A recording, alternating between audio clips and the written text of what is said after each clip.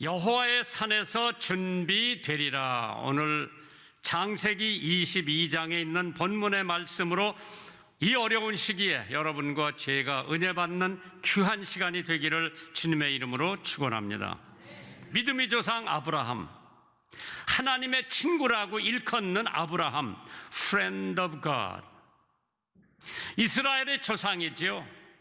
아브라함을 축복하는 사람은 축복을 받고, 아브라함을 저주하는 사람은 저주를 받고, 아브라함을 축복하는 나라는 축복을 받고, 아브라함을 저주하는 나라는 저주를 받는다고 하는 아브라함이 축복의 조상이 되었는데, 그 사람에게 4대 위기가 있었다고 합니다.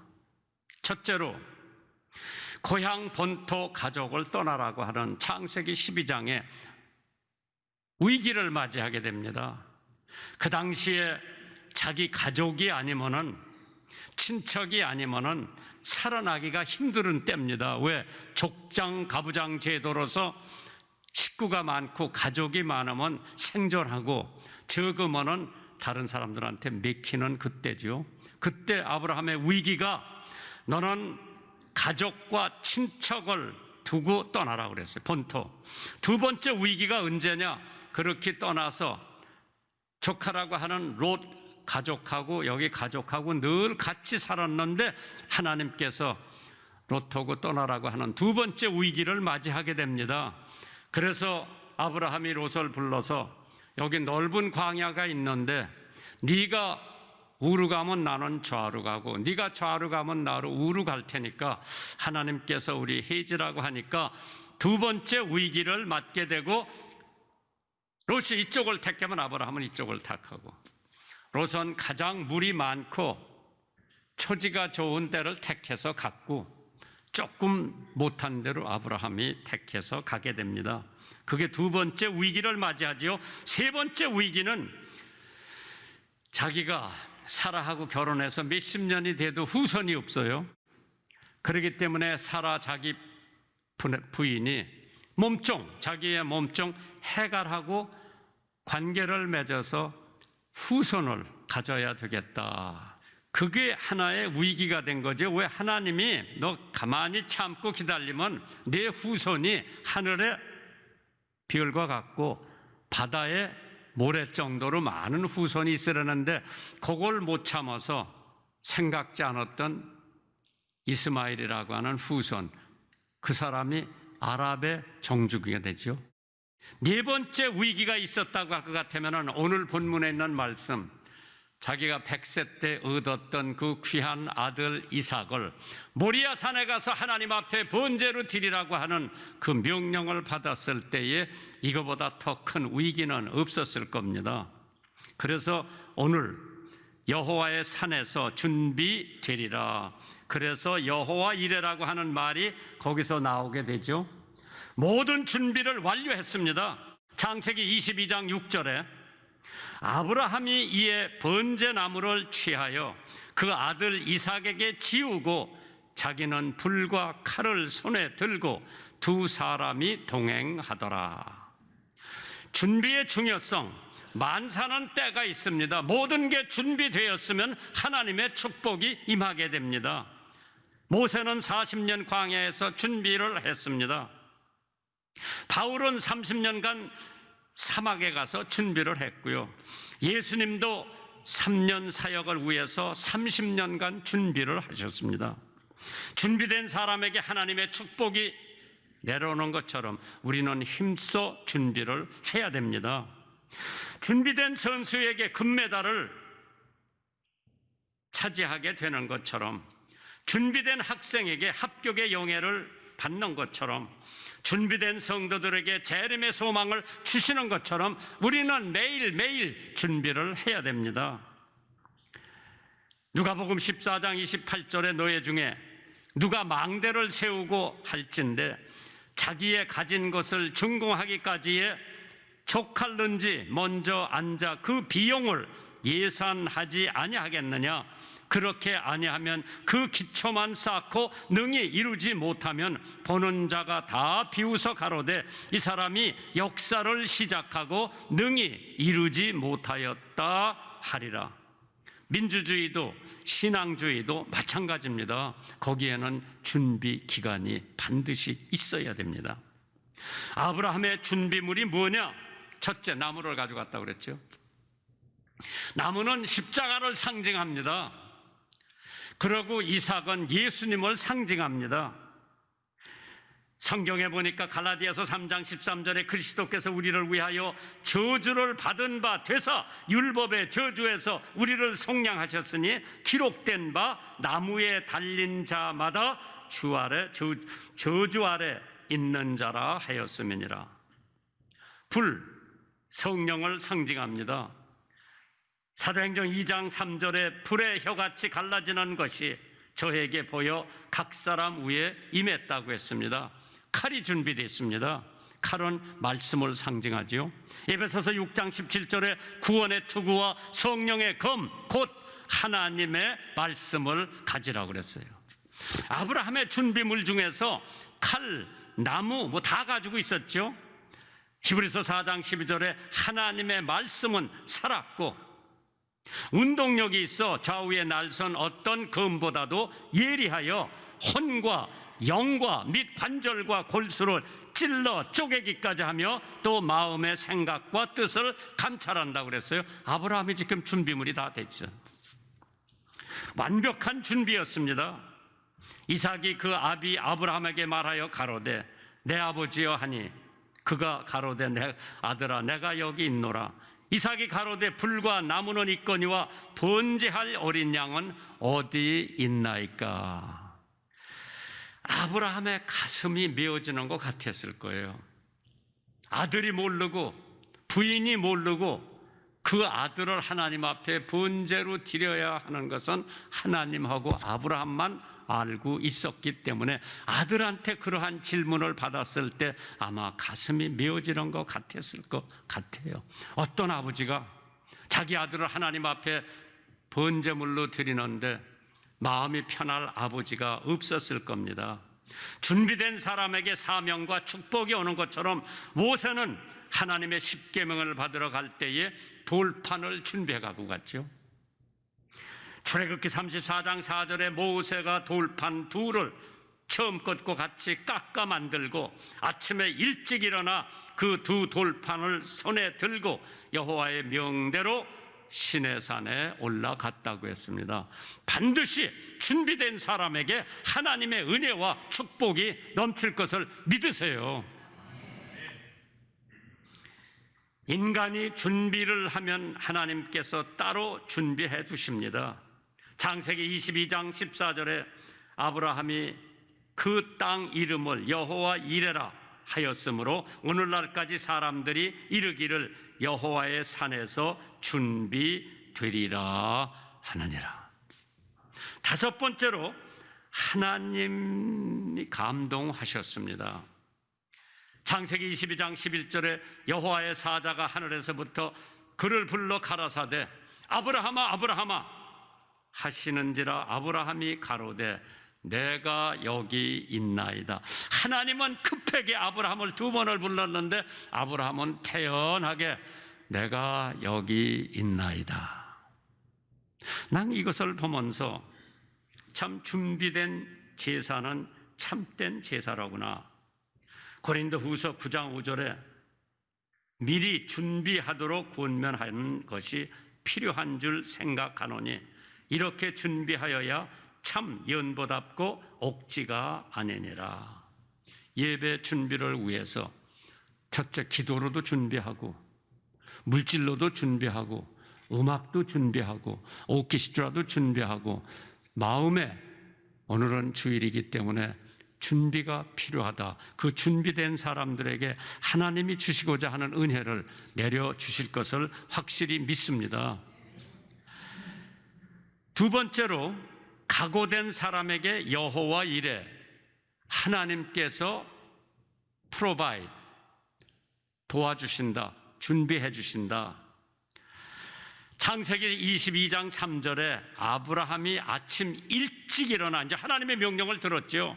네 아들 이삭을 모리아 산에 데려가서 하나님 앞에 번제를 드리라고 했으니까 그 말씀을 들은 아브라함이 알리지도 않고 각오를 하고 갑니다. 그렇기 때문에 여호와 이래 하나님이 준비해 놓으셨을 거다. 시편 57편에요. 하나님이여 내 마음이 확정되었고 내 마음이 확정되었사오니 내가 노래하고 내가 찬송하리로다. 내 영광아 깰지어다. 비파야 수구마 깰지어다. 내가 새벽을 깨우리로다. 마음에 결심을 하면은요 모든 게 이루어져요.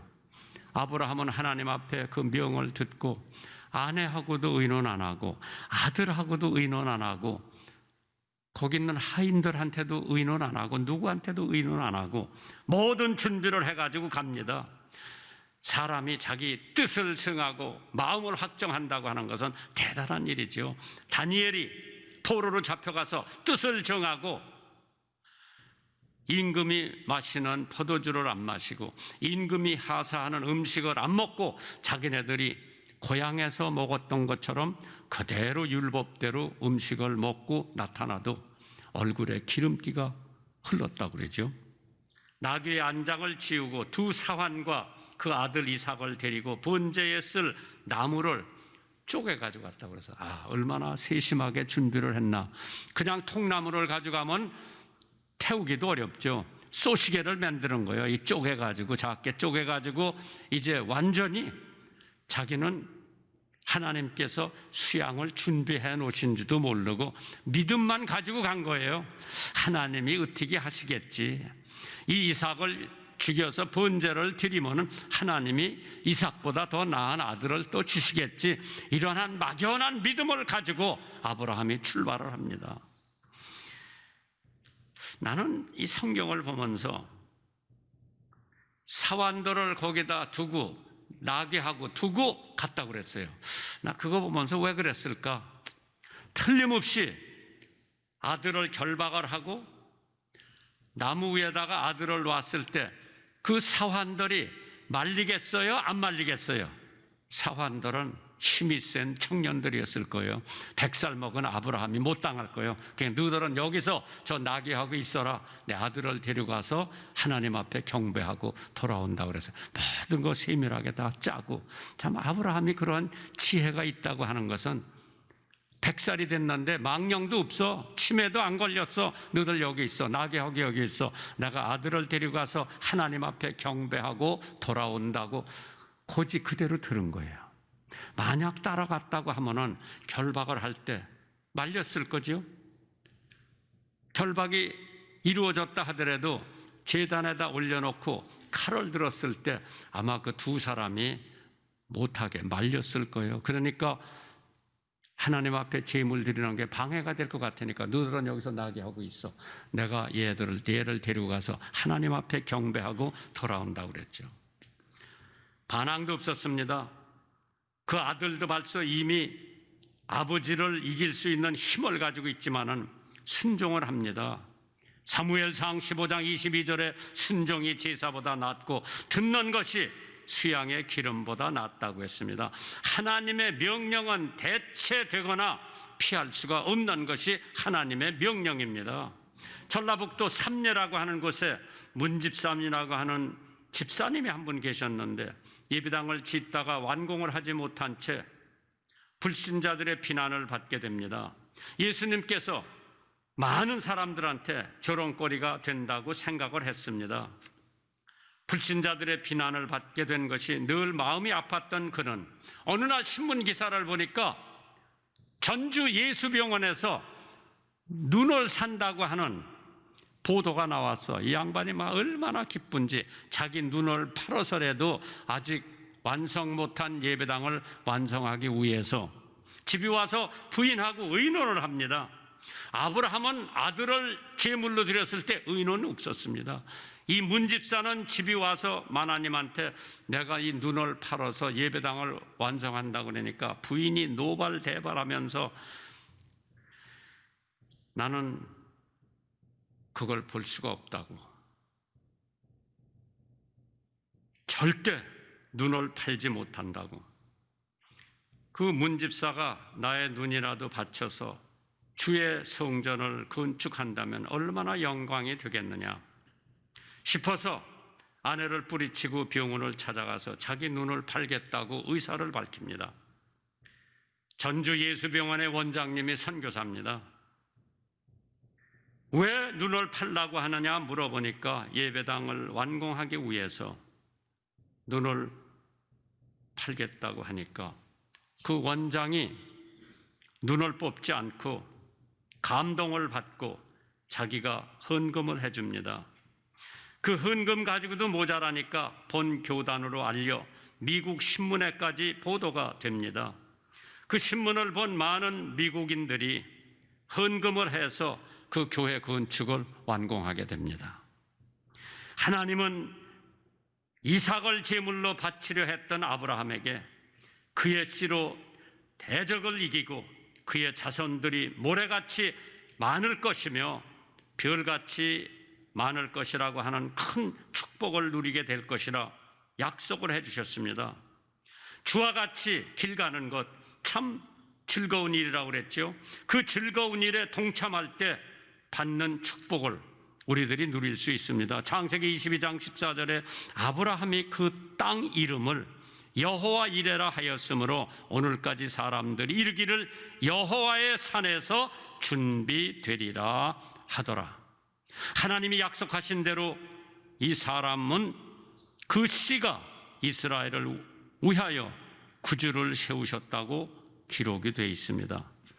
정말 하나님의 명령은 즉각 실천에 옮겨야지 이걸 미룰 것 같으면 우리 마음은 조속으로 변하기 때문에 하나님이 아들을 드리라고 명령을 했는데 그 마음이 변하면은 지연을 해놓으면 마음이 변하기가 쉬워요. 그래서 하나님 앞에 예물을 드릴 적에도 마음 먹은 대로 바로 실천에 옮겨야지 조금 있으면 마음이 변해요. 또 쓸 일이 생기고 그렇기 때문에 내가 이번에 요거 좀 쓰고 다음에 더 많이 내지, 더 많이 바치지 하는 생각. 그때 즉각 실천에 옮긴 아브라함. 창세기 22장 10절에 손을 내밀어 칼을 잡고 그 아들을 잡으려고 하더라. 칼이 여기까지 올라갔어요. 이게 내려치기만 하면 그 목에서 피가 터져 나올 거고 바로 불을 살라서 번제로 하나님 앞에 드릴 거 여기까지 올라갔어. 만약 그때 사환 둘이 왔다면은 이 팔 붙들었을 거예요. 하나님이 얼마나 급했던지 아브라함아 두 번이나 불러줬어요. 결심은 늦어져도 실행은 빨리 하라고 그랬어요. 결심할 때 이거 궁리하고 저거 궁리하고 시간이 걸리더라도 한 번 결심했으면 빨리 실천에 옮겨야죠. 아브라함은 그렇게 손을 번쩍 들고 있을 때 하나님이 아브라함아 얼마나 급했던지 두 번 부르셨어. 아브라함이 뭐라고 대답을 했어요? 예, 제가 여기 있나이다. 네 아들한테 손대지 마라. 네 마음을 알았으니 손대지 말아라. 하나님이 그에게 지시하신 곳에 이르신지라. 이에 아브라함이 그곳에서 단을 쌓고 나무를 버려놓고 그 아들 이삭을 결박하여 단 나무 위에 놓았다고 했습니다. 단을 쌓고 나무를 버려놓고 아들을 결박하고 칼을 잡고 아들을 잡으려고 했습니다. 비정한 아버지, 냉정한 아버지, 무섭고 지독한 아버지, 이런 사람이 아닌들 하나님께서 믿을 수가 없었을 겁니다. 에스더가 죽으면 죽으리라 각오를 하고 임금님 앞에 나갔던 것처럼 자기의 생명, 자기 아들의 생명을 초계같이 여기고 하나님의 명령에 순종한 아브라함의 믿음, 그러니까 하나님의 친구, 그러니까 믿음의 조상, 그러니까 아브라함을 축복하는 사람은 축복을 받고 아브라함을 저주하는 사람은 저주를 받는다고 그랬죠. 하나님께서 자기 목숨을 얻는 자는 잃을 것이요 나를 위하여 자기 목숨을 잃는 자는 얻으리라. 제사 드리는 것은 요행을 기다리는 것이 아니라 희생을 드리는 것이 제사입니다. 히브리서 11장 6절에 믿음이 없이는 기쁘시게 못하나니 하나님에 나가는 자는 반드시 그가 계신 것과 또한 그가 자기를 찾는 자들에게 상 주시는 이심을 믿어야 할지냐. 믿음은 하나님을 존귀히 여기고 하나님은 믿음을 귀하게 여기신다고 했습니다. 우리는 믿음으로 구원을 받는다고 그랬죠. 에베소서 2장 8절 9절에 믿음으로 말미암아 구원을 얻는다고 그랬어요. 믿음으로 하나님을 우리는 움직일 수 있다고 그랬어요. 계자씨만한 믿음이 산을 옮길 수 있다고 했습니다. 믿음은 말로 하는 것이 아니라 마음으로 결단하는 거라고 했어요. 아브라함은 하나님 앞에 말이 없었습니다. 하나님의 명령을 듣고 의견을 제시하지 않았습니다. 나한테 명령만 하시지 말고 사라 아내한테도 해주셔야 내가 구박을 안 받습니다. 할 수도 있죠. 저에게만 명령하시지 말고 이삭에게도 똑같은 명령을 해주세요. 그래야 걔가 나한테 순종할 겁니다. 항의가 없어서, 의의가 없어서 하나님의 명령을 듣고 아침 일찍 일어나서 나무를 쪼개가지고 사완에다가 짐을 챙겨가지고 떠납니다. 그게 믿음이죠. 아브라함은 아들 앞에서 말이 없었습니다. 사완들에게도 알려주질 않았고, 이에 아브라함이 사완에게 이르되 너희는 나귀와 함께 여기서 기다리라. 내가 아이와 함께 가서 경배하고 너에게로 돌아오리라. 터무니없는 하나님의 요구에 항구했습니다. 말이 없어요. 부인한테도 아들한테도 도와준 사환들에게도 아무 말이 없습니다. 이 아브라함이 그 사환에게 돌아와서 함께 떠나 부엘세바에 이르러 거기 거하였더라. 아브라함은 하나님에 대한 신뢰가 절대적이었습니다. 참 오늘 저에게도 아브라함과 같은 하나님을 신뢰하는 믿음을 허락해 주옵소서. 아브라함은 소명에 하나님을 신뢰했습니다. 여호와께서 아브라함에게 이르시되 너는 네 본토 친척 아비집을 떠나 내가 네게 지시할 땅으로 가라고 그랬어요.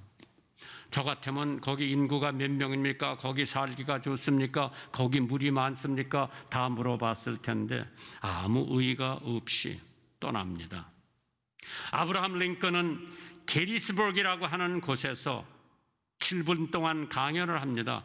그 게리스버그 애드레스가 유명한 스피치입니다. 우리가 고등학교 다닐 때 스피치 클래스에서 그걸 외워야 돼요. 그게 숙제예요. 7분 동안이에요. 거기에 민주에 의해서 어떻게 하는 게 다 나와요. 멋있는 스피치인데 전투 전야에 매우 침착하고 자신에 차 있었습니다. 그의 이런 모습을 본 장교들이 큰 위로와 힘을 받았다고 그러죠. 국가의 장래가 불투명한 기로의 시간, 어떻게 이처럼 담대하고 평온하실 수가 있습니까? 장교들이 대통령한테 물어봅니다. 아브라함 링컨은 신념에 찬 목소리로 이렇게 말합니다. 난 지금까지 하나님께 기도하며 국가의 장래를 맡겼소. 하나님은 국가가 보존되리라는 것과 우리가 반드시 승리할 것이라고 하는 확신을 내게 주셨다고 말씀을 하더랍니다. 마가복음 9장 23절에 예수께서 이르시되 할 수 있거든이 무슨 말이냐? 믿는 자에게 능치 못하는 일이 없느니라. 마스크 철저히 쓰시고 또 없으면은 달라 그러고 열심히 하시면은 하나님이 지켜주실 거예요.